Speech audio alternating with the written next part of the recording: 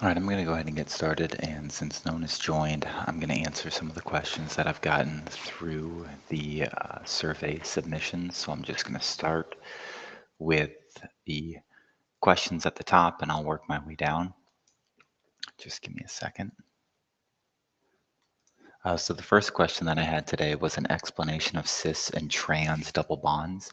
So an explanation of that is a cis and a trans double bond is just looking at the spatial arrangement of atoms about or around a carbon-carbon double bond.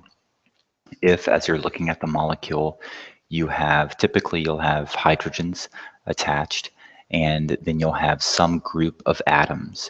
It can be one atom, it can be R, which typically stands for just a bunch of hydrocarbons or a carbon skeleton. But the important thing about the cis-trans isomer is you're looking at where these groups are. If they're on the same side of the carbon-carbon double bond, they're called cis, and then if they're on opposite sides of the carbon-carbon double bond, they're called trans. So this would be an example of a trans.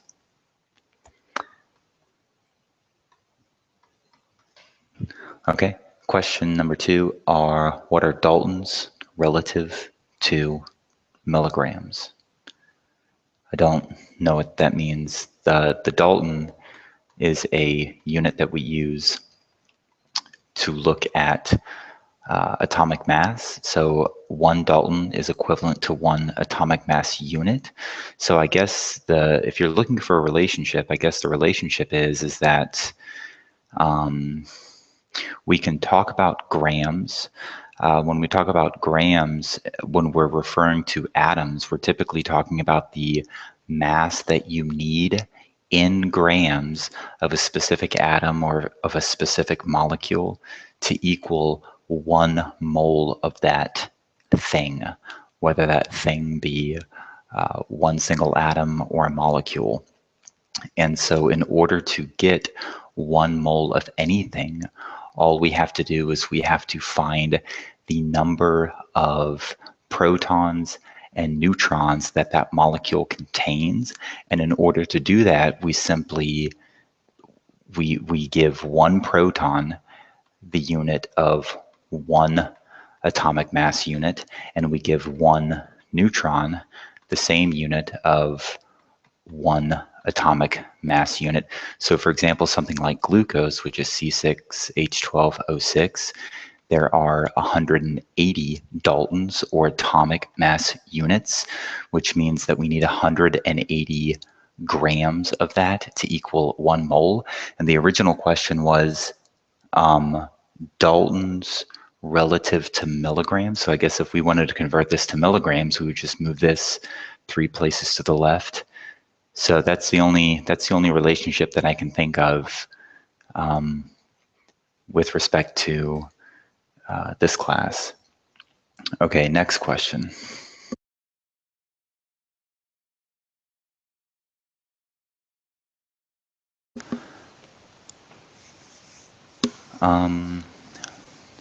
Do we need to memorize the different types of polysaccharides and monosaccharides and the molecular formula? Well, the good thing about, give me a second here, the good thing about the molecular formula of a monosaccharide is that all of the formulas that we looked at were all structural isomers. So in other words, they were all C6H12O6, and in general, your monosaccharides are going to be CnH2nOn.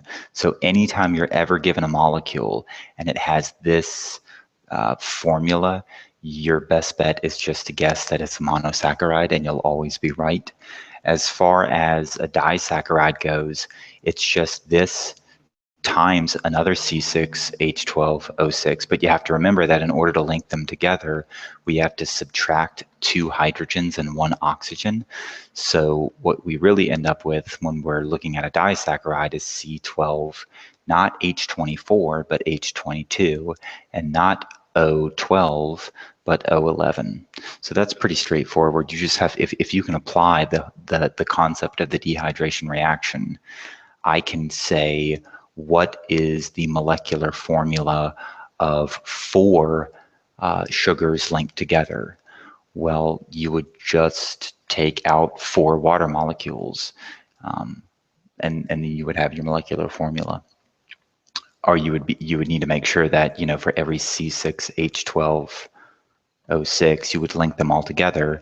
But, and I was wrong, you wouldn't take out 4, you would take out 3 water molecules because there's 3 dehydration reactions here. Sorry about that, not 4, 3. Next question, 1 second. Oh, and as far as polysaccharides go, yeah, you will need to know not only the names, but their structure and their function. So you can break down polysaccharides into energy and structure. And so for energy, you have starch and glycogen, and these are branched. They're branched molecules of alpha glucose linked together. And for structural support, you have cellulose and chitin. And these are linear. They're held together, or they're composed of beta glucose molecules. And the fact that they're linear allows them to be packed very tightly together. And then you have hydrogen bonds in between each line or each polysaccharide, and this provides even more structural support. This is like a glue that holds the polysaccharide together.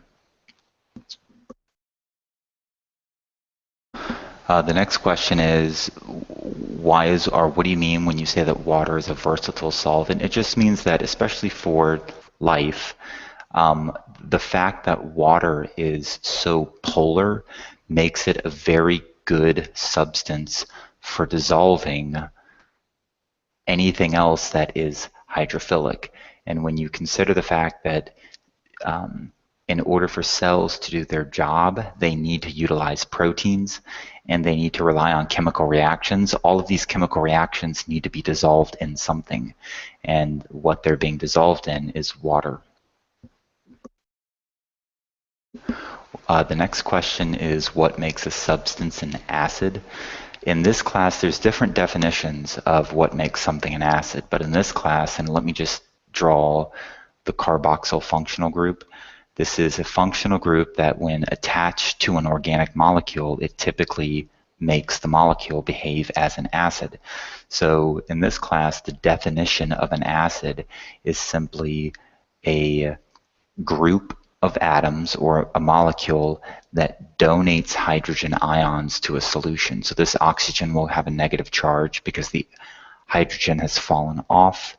That hydrogen will leave in the form of a proton. Any molecule that donates protons to a solution increases the acidity of the solution because it increases the hydrogen ion molar concentration of that solution. The next question I'm seeing here is, how much in detail will we need to know about each functional group? So let me see. The major functional groups that we discussed were the carboxyl, which I just did. OH, the significance of this functional group is, number one, it is great for doing a dehydration reaction. And number two, it typically makes the molecule polar, which means the molecule is able to be dissolved in water. It's hydrophilic. The carbonyls we didn't really touch up on. We didn't emphasize. That's okay. The phosphate functional group, I don't even know if I can draw this off of memory. I don't think I can. I know that there's a bunch of double bonds here. O4, 3 minus. So the phosphate functional group, whoops. The phosphate functional group is a functional group. Obviously, it has a negative charge, and this will become more important next semester when we talk about DNA and we talk about electrophoresis in more detail. But the phosphate functional group this semester was super, super important because it is found 3 times in the ATP molecule, or it's found 2 times if you look at ATP. And then I guess the amino functional group. The amino functional group is significant because and let me draw these hydrogens out. The amino functional group is significant because this nitrogen can actually pick up a hydrogen ion from the solution. So these functional groups are important because they tend to, or they make molecules behave as bases because they're removing hydrogen ions from a solution. The next question I'm seeing here is what's the difference between an isomer and an enantiomer? So an enantiomer it falls under the umbrella of isomers. So if you have an umbrella, and this umbrella is just isomers, within that category, you have structural isomers, you have geometric isomers, for example, cis-trans, and you have enantiomers. So structural isomers are pretty straightforward. They just have the exact same molecular formula. They just differ in how the covalent bonds are arranged between the molecules. Geometric is our cis-trans, which we talked about, or which I talked about earlier in the stream. And then enantiomers, I really can't draw this on a two-dimensional piece of paper because enantiomers, you have to look at them in 3 dimensions.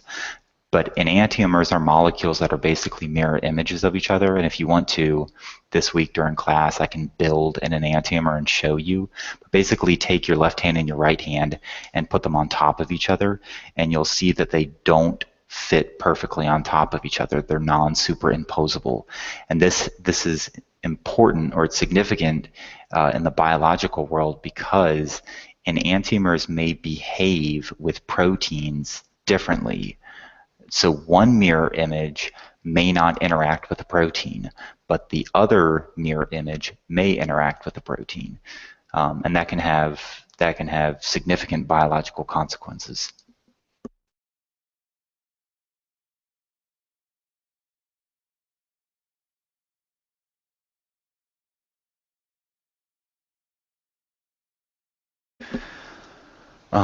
The next question I see is give me one second. Okay, so someone wants a little bit more clarification on the difference of what a van der Waal is and what hydrophobic interactions are. They're very similar to each other. So let's say that this is the electron cloud of molecule A, and this is the electron cloud of molecule B.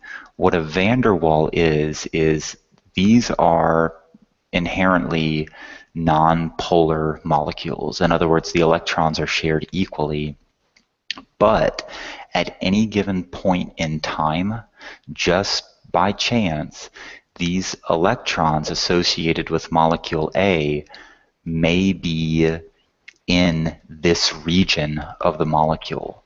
And since these two molecules are so close to each other, what you have is, for a very brief period in time, is you have a very, very, very weak partial negative charge over here and a very, very weak partial positive charge because of the fact that you see these electrons in this region of the molecule. What that's going to cause to happen is it's actually going to cause these electrons associated with this molecule to repel and move away from this region because they're trying to get away from this partial negative region. And so you have basically the location of electrons in molecule A influencing, again, for a very brief moment in time, influencing the location of the electrons in molecule B. And so what's happening is, since you have these electrons moving over to a different side of the molecule, you have a partial negative over here and a partial positive over here. And what that creates, again, for a very brief moment in time, is a very weak, very temporary attraction between molecule A and molecule B. And this is what a van der Waals is. And these are how hydrophobic this is another example of a hydrophobic interaction. Since you're taking non-polar molecules and you're putting them together, and remember, the reason that we're squeezing them together is because water is pushing them out of the way. So the only other thing they can interact with is each other. And when they begin being pushed into each other, you get these forces that are created as a result of the random movement of electrons around the molecule. So that's a van der Waal. It's by far one of the weakest forces that we see when we're talking about intermolecular forces.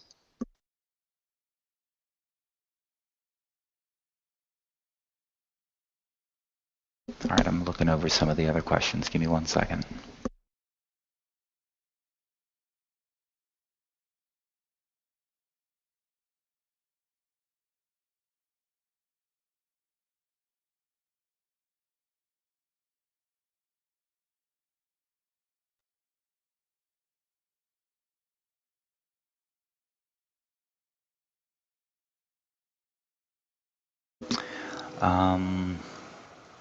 What should we understand about pH? So the biggest thing to take away from the pH scale is, number one, it's logarithmic, which means that small changes in the scale or along the scale can have dramatic consequences on the acidity or alkalinity of a solution. So we're going to say that at a neutral pH, the hydrogen ion concentration is equal to 10 to the negative 7 moles per liter, and the hydroxide ion concentration is equal to, as well, 10 to the negative 7 molar or moles per liter. So if we move in this direction, let's say we get to a pH of 9, the thing you have to remember about the pH scale is that it's a measure of the hydrogen ion concentration. So what that means, and it's the molar hydrogen ion concentration. So a pH of 9 means that the hydrogen ion concentration is 10 to the negative 9 molars, which is a smaller number than 10 to the negative 7. So this solution is less concentrated with hydrogen ions, which means it's less acidic. And then if you know, the other thing that you need to remember about the pH scale is that if you know the hydrogen ion concentration, you automatically know the hydroxide ion concentration, because the way that you can think of it is that if you take these exponents here and you add them together, 10 to the negative question mark, 9 plus what number gives you 10 to the negative 14? 10 to the negative 14 is always what you're going to get when you look at the hydrogen ion concentration and the hydroxide ion concentration. So 9 and what number make 10 to the negative 14? Well, 9 and what number make 14? 9 and 5 make 14. So the point is that if you know the molar concentration of one of the ions that we're talking about, you automatically know the concentration of the other ion. If I were to tell you that the hydroxide ion concentration is 10 to the negative 2, then you automatically know that the hydrogen ion concentration must be 10 to the negative 12, which is a small number. That's what, 0.00, a whole bunch of 11 other zeros and then a 1. So that's a really small number. This is a very basic solution. Don't say that the pH of the solution is 2. The pH of the solution is not 2. The pH of the solution is 12, because the pH is always, basically, you're taking this exponent. In this class, because we're always going to deal with an exponent that's a whole number, like you're not going to get 10 to the negative 9.2 or 10 to the negative 9.4.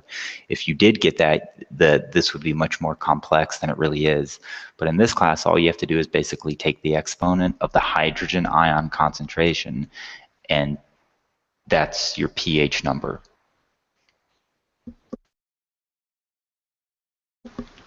Okay, give me 1 sec to look at another question.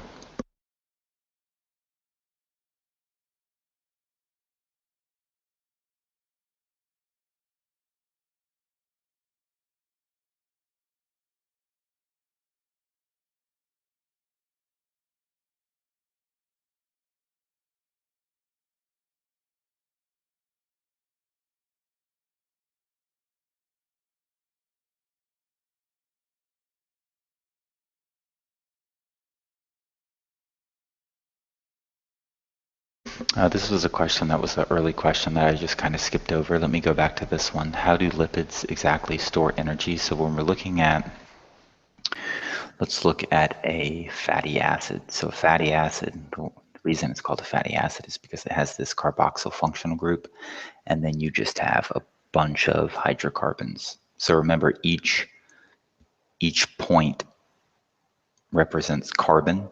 And since I've drawn nothing else, the assumption is that these carbons are fulfilling the rest of their valence by forming covalent bonds with hydrogen. So this would be C, and then that's one covalent bond. And remember, carbon can make 4 covalent bonds, so it needs 3 more. So C, H3, this would be C. There's 1 covalent bond, there's 2 covalent bonds, so this would have a H up here and an H down here, and then so on and so forth. So the question is how exactly do lipids store energy? You have to remember that when you're looking at the potential energy of an electron, as an electron falls to a more electronegative atom, it loses energy. Carbon and hydrogen are very weak in terms of their electronegativity. So in other words, these electrons that are in these covalent bonds have a high amount of potential energy, and that energy can be tapped into, or I guess it could be harnessed, it could be ripped away by the cell using enzymes, and as it oxidizes this molecule, it's grabbing onto the energy that's released as these bonds are broken and as these electrons move towards more electronegative atoms. So you can think of lipids as just this massive energy reservoir because of the fact that they have so many high potential energy electrons. And so when you're talking about organisms using lipids to store energy, the other great thing about lipids is that you don't have to store as much to get a lot of energy. So organisms can store a lot of energy using just a little bit of fat tissue because that fat tissue holds so much energy. And this is especially important for organisms that need to move. Trees really don't have this problem, plants really don't have this problem, so they can afford to store their energy mostly in the form of starch. Animals, which need to move, they rely on movement. It's important that they store energy in a very efficient way, and that the efficient way to do that is to store it in the form of a lipid. What is glycerol? That's an easy one, so I'll do that one real quick. Whoops. Glycerol is an organic molecule that looks like this. It's got 3 carbons, and each carbon has a hydroxyl attached to it. So the great thing about glycerol is it's like a great building block. Actually, if you look at G3P, which is one of the things, one of the intermediates of glycolysis, G3P looks very, very similar to glycerol, and G3P is used as the building block for a lot of the biosynthetic pathways that happen inside of a cell. And the reason for that is because there are these hydroxyl functional groups which serve as great linking points. They're the site of a dehydration reaction, which is what you need to do if you're going to build something. So you were first introduced to glycerol when we did a dehydration reaction here, and we created a triglyceride just by taking some fatty acids and linking them to that glycerol molecule. I'm seeing, not a lot, but I'm seeing a couple questions about some of the emergent properties of water, so let me go over that really quick. So as far as water goes and some of the emergent properties that are really important for living organisms, you have a partial positive here, you have a partial negative up here because of the electronegativity of oxygen compared to hydrogen. And what that does is that allows water to stick to itself in the form of hydrogen bonds. So when water's sticking to itself, remember we call that cohesion. Give me one sec. And these hydrogen bonds, in order for these hydrogen bonds to break, they must first absorb energy.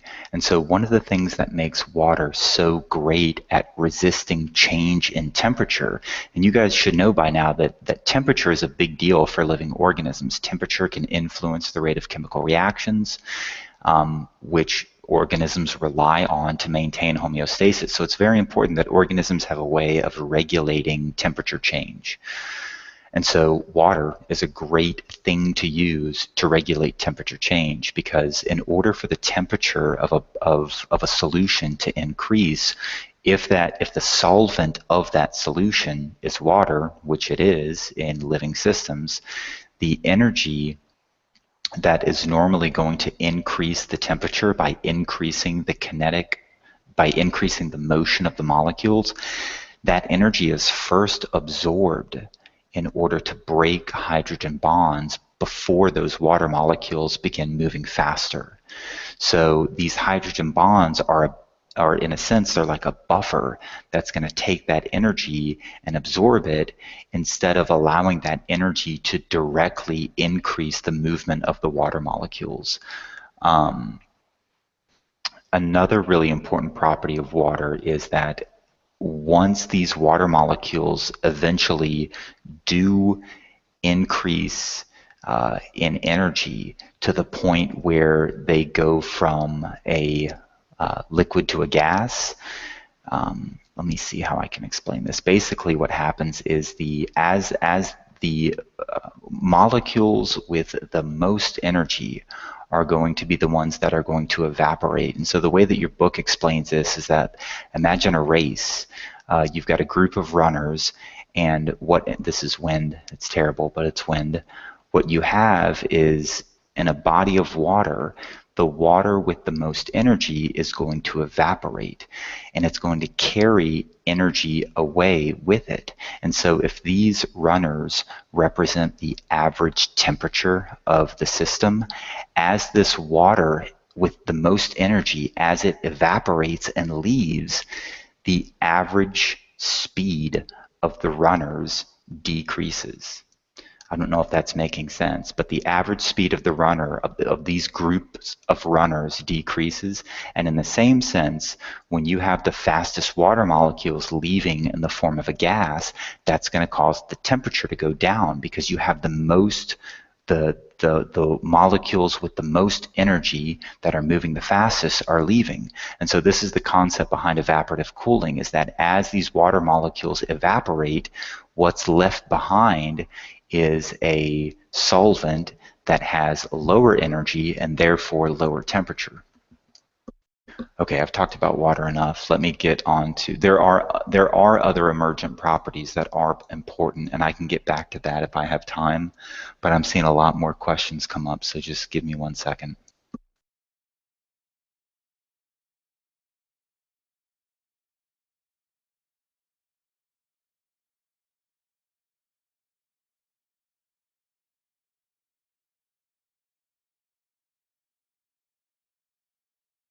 Oh, this is one I can answer real quick. Hang on. An ester linkage, it's just this right here. I've already drawn it, so I'm just going to point to it. It is that. It is a dehydration reaction between a fatty acid and a glycerol molecule. That's an ester linkage.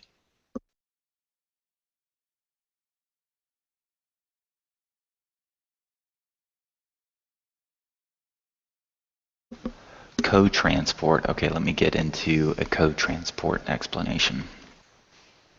Give me 1 second, actually. Okay.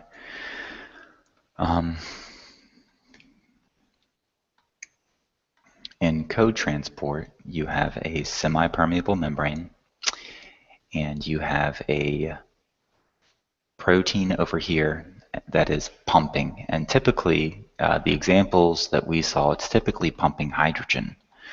It's not the electron transport chain, which is also pumping hydrogen, but it's just another protein that's pumping hydrogen into the outside of the cell.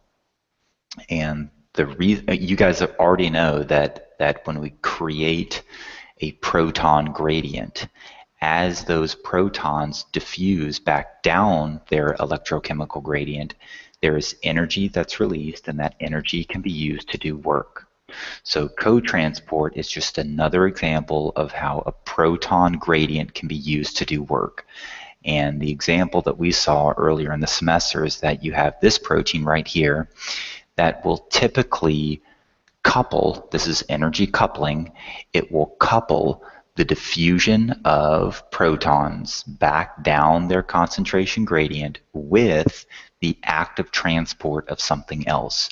So here we have something else, like a disaccharide, for example, and let's say that the concentration is low compared to inside the cell where the concentration is high. So this is an example of active transport. The cell is going to transport sucrose. Let's just say this is sucrose right here. It will transport sucrose from low to high, but it can't do that. It can't do that without spending energy. And so the energy that it's using is the energy that's released as the protons diffuse back down. Now, where did the cell directly spend the energy to do that? Well, it used ATP. So it uses ATP to phosphorylate this pump, and when this pump is phosphorylated, it spits hydrogen ions out, and as these protons diffuse back down, you have the active transport of sucrose. And so this might seem inefficient, but you have to remember that by hydrolyzing ATP and creating this gradient is a much better way to store energy than ATP. ATP is highly unstable. It's not great for storing energy. It's great for transferring energy or for giving energy to something. So in this case, it's going to give energy to the protein. This protein is going to pump, and this is essentially creating just a tiny little cellular battery. These hydrogen ions are a much better way to store energy than ATP. And so that's the concept behind cotransport.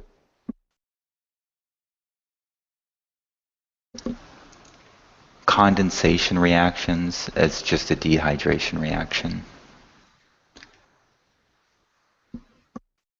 How does humidity inhibit evaporation? That's a good question. So let's look at what we discussed in my class is like if we look at a leaf from a side view, on the bottom of a leaf, most leaves, depending on the species, but most leaves, you have stomata on the bottom or on the underside of a leaf.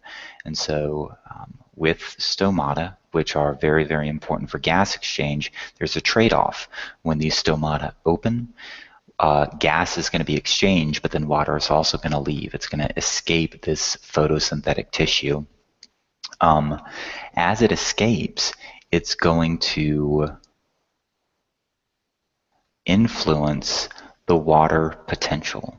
So remember that water will move from a high water potential to a low water potential, high to low.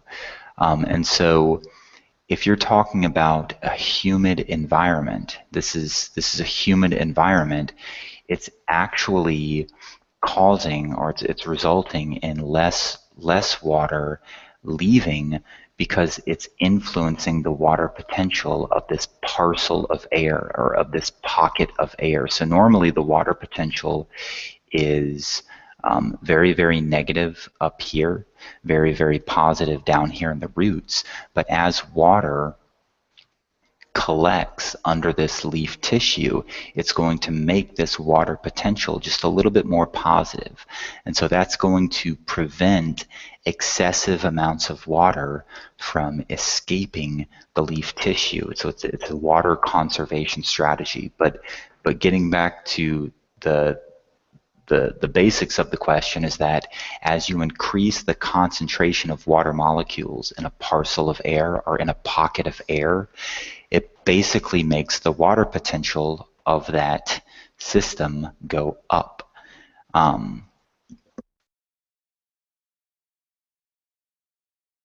Which is going to influence, or it's going to,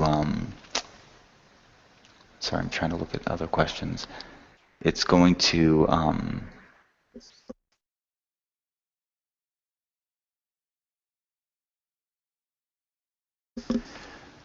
change how water moves. Let's see.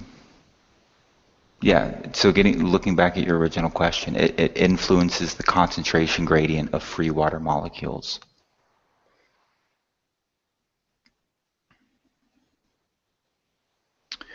How much do we need to know about evolution? That's a really broad question. I guess I would say for this test, it's important just to know the fundamentals behind natural selection, and how natural selection is a mechanism for evolution. So the big points of natural selection, and we explored these through case studies, is that number one, you have many babies born. Number two, I'm not going to write all these out. This is just going to take too long. Many babies born, more are actually born than can survive. And so these babies have genetic diversity, and because of their genes, some of them are more likely to reproduce before dying, and some of them are less likely to reproduce before dying. So what I just talked about is point number two. Point number three is that those that are more fit, in other words, those that are more likely to survive and reproduce, are going to pass down those very traits that made them more likely to survive and reproduce. And so over time, what you see is the population, the genetics of the population changes over time to be more representative of the babies that were born that had those high fitness genetics. So it's just genetic change in a population over time, and it starts because of how the environment influences the fitness of individual organisms. And so remember that organisms are born with certain genetics, and their environment dictates whether or not their genetic combinations make them more or less likely to survive and reproduce.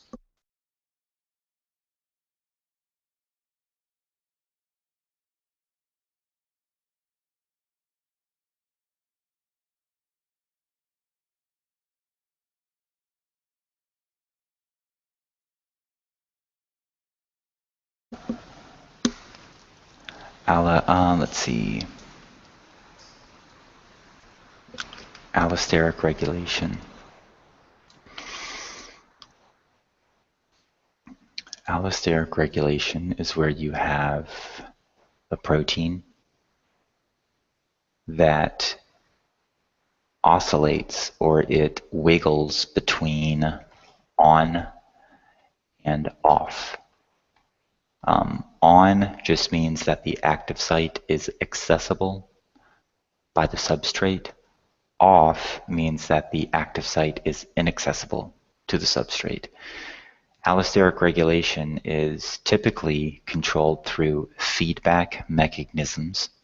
So, for example, if this is an enzyme that makes or helps to make ATP, when it's on, it will take glucose, which has been phosphorylated twice. Or I'm sorry, it will actually phosphorylate glucose for the second time. Let's use that as an example. So this enzyme phosphorylates glucose for the second time, and it basically dooms glucose into splitting. That's what happens when the enzyme is on. Well, when a cell gets glucose, it might not necessarily want to break down glucose. It might want to store glucose. And so one of the things that a cell uses in order to regulate what it needs to do is activators and inhibitors. So an activator is something that binds to the enzyme and locks it in its active or in its on form. So in this case, we're going to say that ADP activates this enzyme. And that sort of makes sense. If the cell is low on ATP, then it is high in ADP concentration, which means that the cell might want to create some ATP. So this enzyme, ADP, is going to bind to another area, not the active site. That's what allo means in allosteric regulation. Allo just means away or another. So allosteric regulation is binding to another area, and it's going to lock the enzyme in its active form. So now the enzyme can take glucose with its 1-phosphate, and it can phosphorylate it again to get that glycolysis underway. And then the opposite of that would be, as ATP accumulates, that indicates to the cell that it needs to go ahead and stop breaking down glucose. So ATP is actually an inhibitor for this enzyme, and when it binds to this enzyme, it's going to cause it to change shape so that now glucose can't get into the active site. And so glucose, with its 1-phosphate group attached to it, since it can't get into the active site, it is not going to be able to be phosphorylated. Guys, give me 1 second, I'll be right back.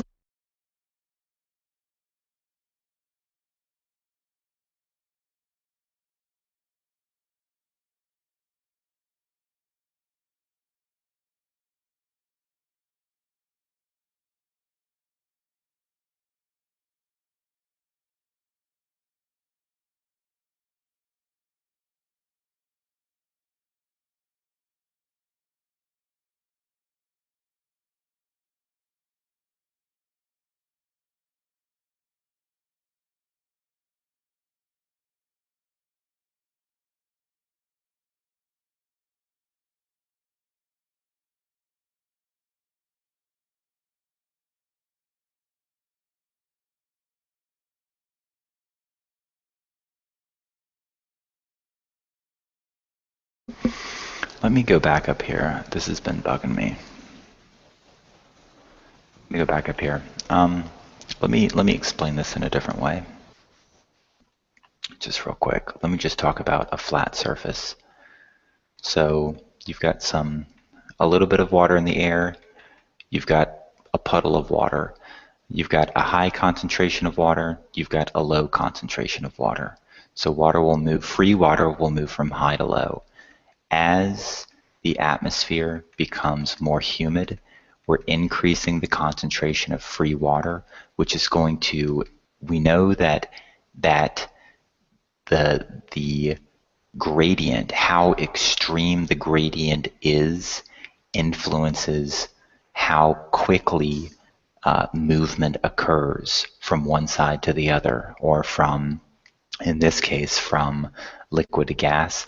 So as the gradient begins to disappear because this atmosphere or this parcel of air is becoming more and more humid, that's going to slow down the rate at which water moves from this puddle into the atmosphere. I didn't like my original explanation of that. Let me see more questions. Hang on.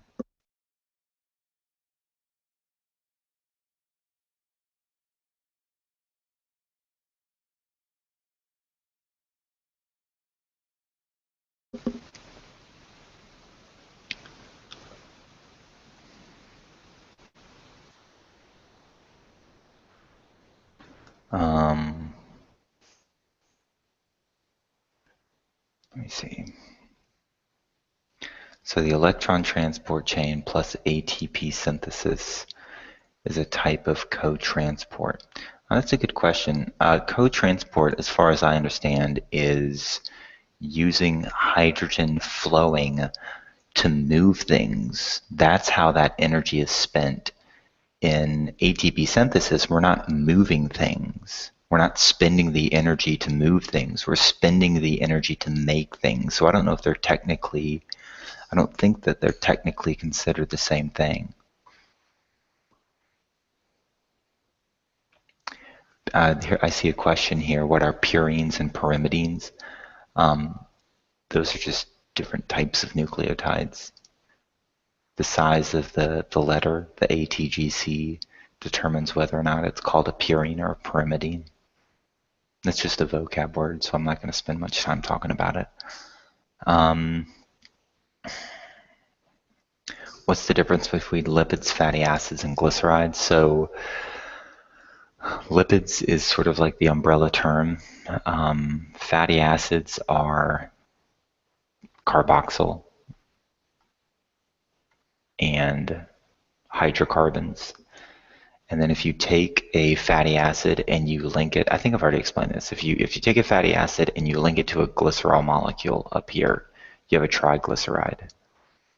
So they're not all the same thing, but they do all relate to each other. The difference between alpha and beta is just the location of, if you're talking about, if you mean glucose, it's the location of the hydroxyl functional group. So here you have glucose molecule, and we're looking at the, see, OH and OH.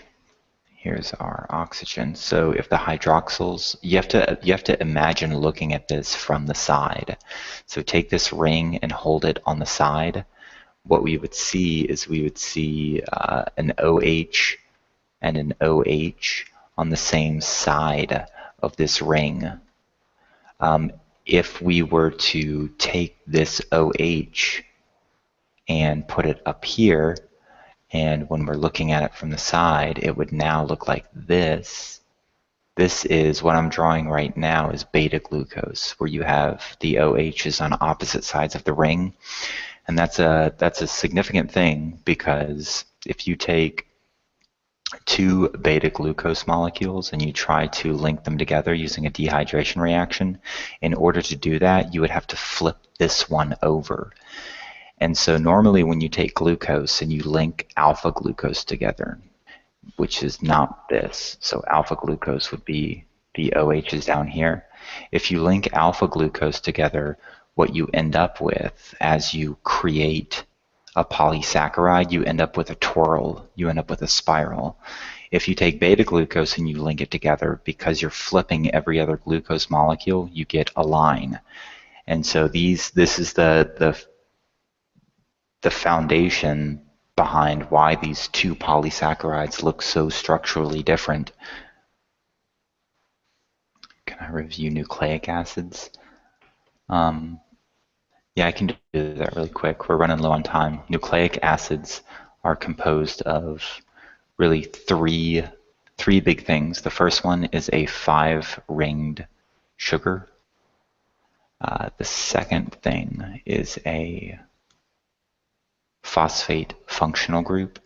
And then finally, the third thing is a nitrogen-containing base. And this base can be either 1 ring or it can be 2 rings. If it's 2 rings, we call it a purine. And the purines are A and G. If it's 1 ring, we call it a pyrimidine. And a pyrimidine is C and T. So that's the anatomy of a nucleotide. We can link nucleotides together to make either RNA or DNA. A radioactive isotope is, if you look in the nucleus is composed of protons and neutrons. So the number of protons within a nucleus, 3, 4, 5, 6. The number of protons within a nucleus tells us what type of element we're looking at. So in this case, we're looking at carbon. And so carbon comes in different isotopes. If you have 6 protons and 6 neutrons, you have C12, which is the most common form of carbon. If you have not 6 protons, but 7 protons, you have C14. And then if you have 8 protons, you have C14. This is radioactive, which means that over time the nucleus will decay into different elements. That's the basis behind radioactivity, is at least, I mean, it's obviously more complicated than that, but radioactivity in the scope of this course is just the decay of the nucleus, and an element's radioactivity is determined by looking at the number of protons compared to the number of neutrons. That's an isotope. Not all isotopes are radioactive. But we can use radioactive isotopes to do some cool things, like follow molecules as they move throughout cells or as they move throughout organisms, because as they decay, we can visualize that decay.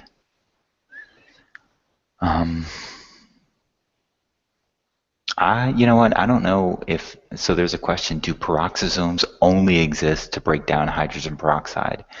No, they help break down what are called very long fatty acids, or very long fatty acids. I think it's technically very long fatty chains. I don't know what the acronym is, but they help break down lipids. They start the lipid breakdown process, especially if the lipid is really, really big, really large. What else do we see? Fluid mosaic model. Okay, the fluid mosaic model, basically if you're looking at the cell, and there was a really good figure in the new, I think it was the new textbook. Basically what they did is they took a human cell with proteins on it, right? So these are radioactively labeled proteins, for example. So we can follow them, we can look at them over time. And then you take a mouse cell, and a mouse cell has mouse proteins on it, and you fuse those two cells together to make a human mouse cell hybrid. What you end up seeing is that you have a cell with human proteins and mouse proteins on it. But the cool thing is that you see that these proteins move around. Like if you look at the human mouse cell hybrid at time A, and then you look at the human mouse cell hybrid at time B, you see that the red is in a different location and the purple is in a different location. And so what that tells us is that these proteins are sort of like floating or gliding along the plasma membrane. So the fluid part of the fluid mosaic model just comes from the fact that you have these phospholipid macromolecules that are arranged in a bilayer, and since their fatty acids are kinked, in other words, they have unsaturated fatty acid tails, since they're kinked, these phospholipids are sort of like, they're not packed together as tightly as possible. So they sort of like flow past each other, they slip past each other. So it's like a sea of phospholipids. So that's the fluid aspect of the fluid mosaic model. And then obviously the mosaic aspect, this is coming from like a mosaic tile, which just looks like almost like broken glass pieced back together, I guess. So the broken glass, or the glass aspect, is these chunks or these hunks of protein that are gliding through the sea of phospholipids. So that's what the fluid mosaic model is. There's a question here: what is X-ray crystallography?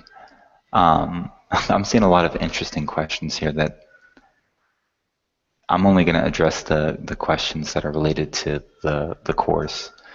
X-ray crystallography is basically where we crystallize something. So we take a molecule, and this is like a crystal, a block crystal of it, and we crystallize it. So in other words, it's in a highly organized structure.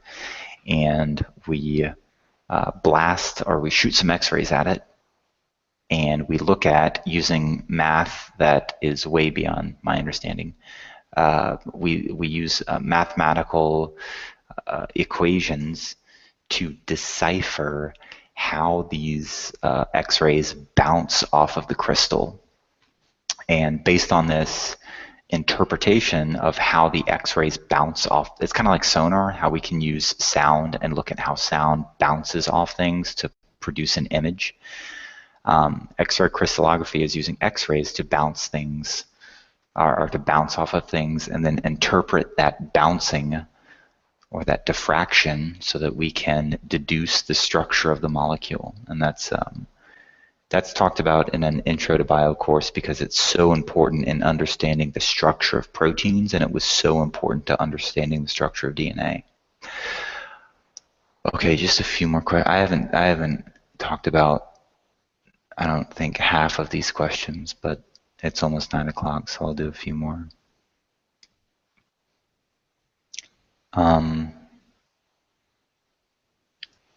See if I can find a really good one.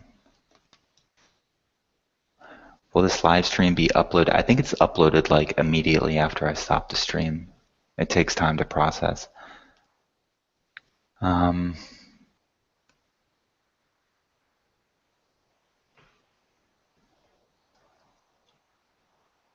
lipids monomers or polymers?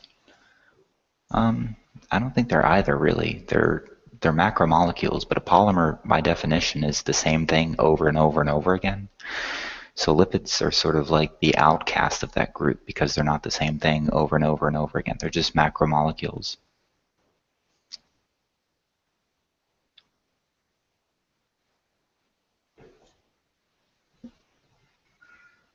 For microscopes, how do you know what magnification? That's a good question. Let me end on that.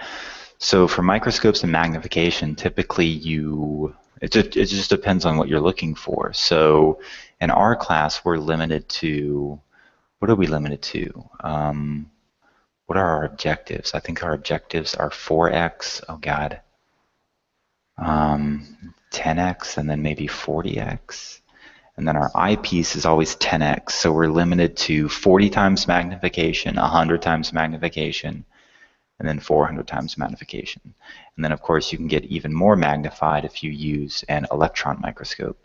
The great thing about the electron microscope is that you are able to get extremely higher magnification, and you don't have to sacrifice resolution. So, like, we can, I think the resolving power of a light microscope is around 1,000 times magnification. Don't quote me, but I think it's around 1,000 times magnification. Any time that you try to magnify beyond that, it's very difficult because, or you can magnify as much as you want beyond that, but you won't see anything except for a blob because the resolving power just breaks down. So the resolving power is just the ability to distinguish between 2 points, and that really breaks down at around 1,000 magnification for a light microscope. Not the case with the electron microscope. You can see much, much higher magnification, much, much higher resolving power, but the bad thing about the electron, or one of the cons of the electron microscope, is that the organism is dead. So if you're a biologist and you want to study, like, maybe the structure of something, the electron microscope is great, like especially if you want to study the structure of organelles or a subcellular structure. But if you want to see how that structure is while the cell is alive, then the electron microscope is no good. At 400 magnification, you're going to be able to, if you have stains, you're going to be able to see the nucleus, but that's really the only organelle you're going to be able to see with the microscopes that we have. Now, with more powerful, more sophisticated light microscopes, you can see, and using neat techniques and tricks with light, you can see smaller organelles than the nucleus. So if you're wanting to look at mitosis happening, 400x, maybe 100x, either one of these are great magnifications. But as far as like 40x, the cells just look like little specks. You can see the cells, but they just look like tiny little specks of sand almost. So these are great for looking at the cell and getting a good idea of seeing the nucleus or seeing what the nucleus does during mitosis. Let's see, I'll do one more. Let me see. Let me just do a quick overview of junctions and then we'll be done. So for animal cells, there are three major types of junctions. There are gap junctions. Gap junctions are basically proteins that make little tunnels between cells. So cells are essentially sharing cytoplasm. So this is useful for passing things from one cell to another without having to do exocytosis and endocytosis. So those are gap junctions. There are desmosomes. Desmosomes they're anchor proteins, but the proteins are they're not fastening the cells as tightly as possible. And so because that, you can have fluid leak out.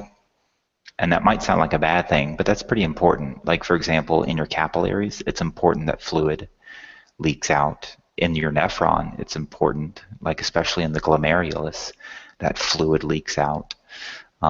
So it serves a function.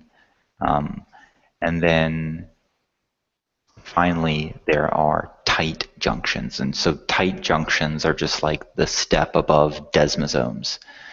So tight junctions are so tight, they're pulling the cells so tightly together that fluid can't leak out.